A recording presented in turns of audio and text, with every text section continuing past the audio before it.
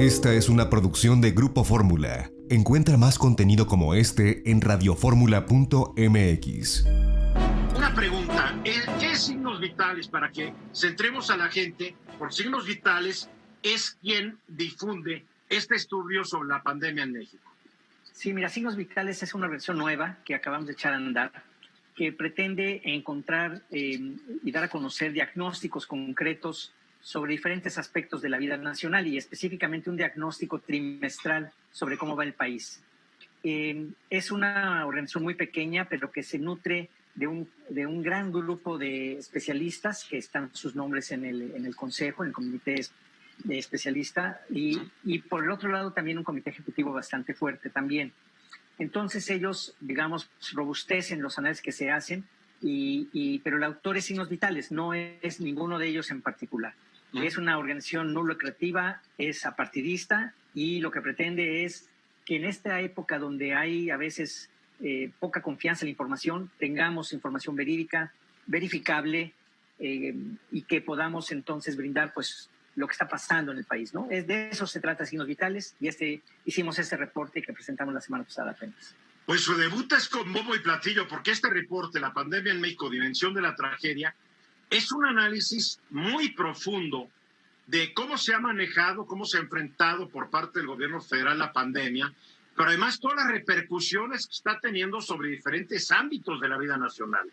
Es muy extenso. Si no me falla, es más de 250 páginas. Sí, es así. Incluye dos partes grandes. La primera es la del COVID, que son 100 y pico de páginas, y después 10 alertas sobre temas particulares que también son de interés público, Eduardo. Y eso se da menos publicidad, pero la verdad es que también es importante. Hay temas tan importantes como el de medio ambiente y Pemex, con toda la quema del combustóleo, por ejemplo, o tiene que ver con la militarización de la seguridad pública en el país, tiene que ver con el empleo, una disección muy precisa del desempleo que estamos teniendo ahora. En fin, son 10 temas los que también abordamos, y además de lo de la pandemia de COVID. ¿Cómo puede consultar el público este estudio? Simplemente entrar a la página signosvitalesmexico.org.mx y se descarga libremente el documento. Hay un resumen ejecutivo, hay un video, y a partir de más tarde, hoy o mañana, también lo tendremos en inglés. Está ya el reporte en inglés, video en inglés, todo en inglés también.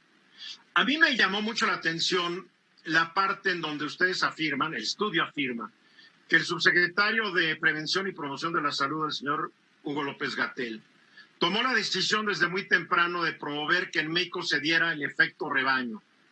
Al principio de este programa expliqué que el efecto rebaño para López-Gatell es que el 80% de la población se infecte y por lo tanto se cree una inmunidad que ya haga que el virus no tenga mayor efecto. Otros dicen que con el 60-70% de la población es suficiente. A mí lo que me dio miedo es que con una tasa de fatalidad de 11.8%, o sea, se mueren 118 de cada 1,000 casos, pues cuando lleguemos a los 80 millones de casos, 90 millones de casos, para adquirir esta inmunidad de rebaño, pues ¿cuántos se van a tener que morir? Ese es el tema, tú recordarás que desde el principio nunca estuvieron dispuestos a hacer pruebas, a contener el contagio, no importaba si la gente llegaba del extranjero, casi ni se fijaban. Y luego, me parece a mí que el tema, además de este que mencionas, Eduardo, es que entraron en una dicotomía entre la parte económica y la parte de salud, que no debería de ser. Es decir, decían, bueno, no queremos evitar contagios metiendo a la gente a su casa porque va a parar la economía, cual es cierto, pero eso se compensa si hubiera habido una política pública para restituir los ingresos de tanta gente que no puede trabajar más que en la calle.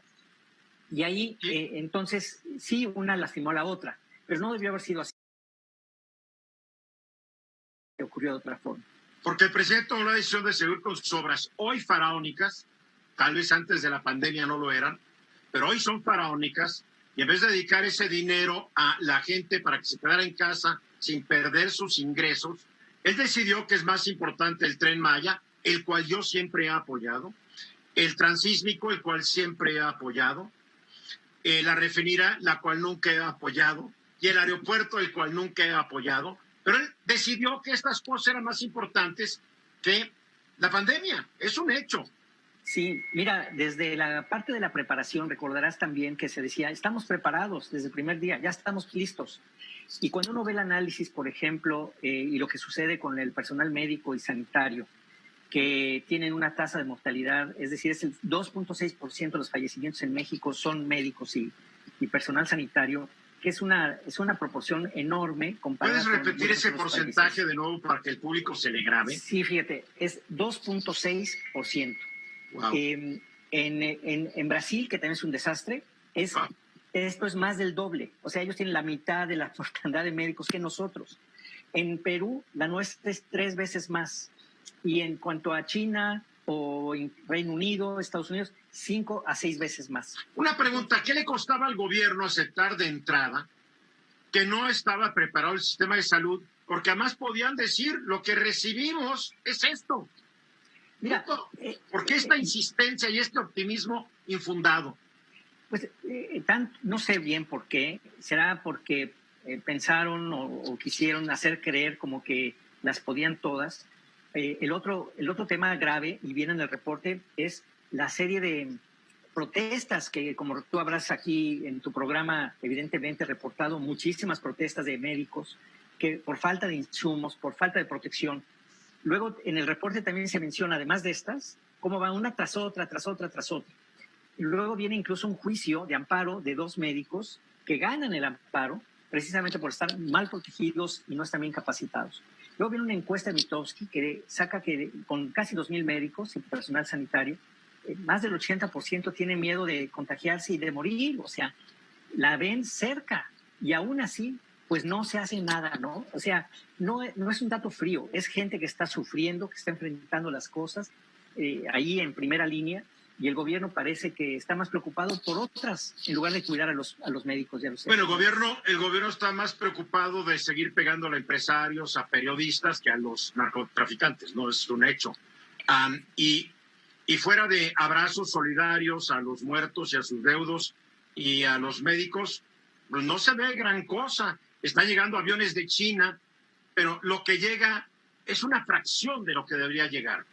Mira, y además ya es, ahorita sí que ya se tiene que agarrar otra estrategia, tiene que haber una estrategia distinta, porque el confinamiento que tuvimos, pues realmente no sirvió de mucho, porque la gente se guardó, pero no había una contención de los contagios, y la gente se gastó sus ahorros. Lo mucho o poco que tuvieran, la gente se gastó esos ahorros. Hay una encuesta de la Ibero, de Kide, que saca dónde está la gente, cómo está sobreviviendo. El 24% de las personas están pidiendo prestado. Otro 20 y tantos % están dejando de pagar cosas, otros con prestado con parientes y otro tanto con la tarjeta de crédito o el banco. Entonces, después de 1 mes y medio o 2 meses ya no tienen cómo. La gente ¿Será que primero los pobres y mientras más pobres, mejor? Pues imagínate, o sea, gente que no se confinó con un costo muy alto y ahora le dicen, no, pues ahora sí ya puedes salir, pero es cuando no está contenida la pandemia. Pues el riesgo es muy alto. A mí lo que me preocupa, Enrique, es que hoy el presidente dice todo mi apoyo a López-Gatell, que es el arquitecto del desastre. Y por el otro lado, el fin de semana lanza un video donde dice, todo va muy bien, hay menos casos. Claro, que esperen el rebote.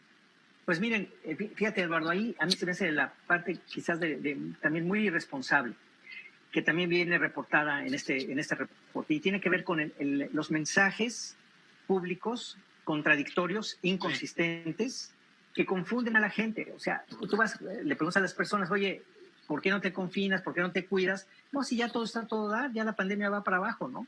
Entonces, este tipo de mensajes tan contradictorios con los hechos, pues llevan a la confusión de las personas, y me parece que eso pues es sumamente grave también. Bueno, al ver al presidente con todo su gabinete juntitos y tal vez 1 o 2 que ya les agarró el miedo, llegan con una mascarilla, un cubrebocas, pero el secretario de la Defensa, el de la Marina y no sé cuántos, están emulando a Superman y dicen a nosotros no nos pasa nada, y son nuestros líderes. La gente cree en ellos. Pues la gente los imita, no se dan cuenta de la importancia que tienen. El presidente, cuando dice que sus estampitas le guardan, pues ya de un ejemplo a mucha gente que también trae estampitas y lo guardan. O sea, creo que sí no ha habido un buen ejemplo de nuestros líderes. Así es. Y eso lleva, te digo, una tremenda confusión de las personas y me parece que por eso pues vamos a seguir teniendo un brote pues, descontrolado. Habrá que ver ahora la siguiente etapa, qué es lo que sigue, porque ya como, digamos, lo que se pudo haber hecho ya no se hizo y ahora tendrá que venir una siguiente etapa. A lo mejor una restricción muy fuerte, teniendo todo el mundo cubrebocas, por ejemplo. No lo van a hacer, no se van a atrever, porque en este país la dinámica es nada por la fuerza, todo con besos y abrazos. Pues la verdad.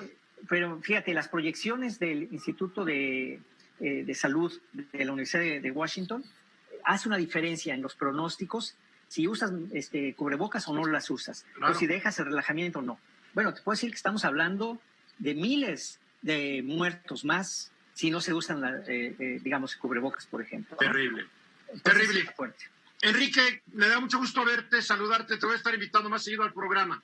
Por favor, cuando gustes, yo encantado de estar contigo Fue siempre. una producción de Grupo Fórmula. Encuentra más contenido como este en radioformula.mx.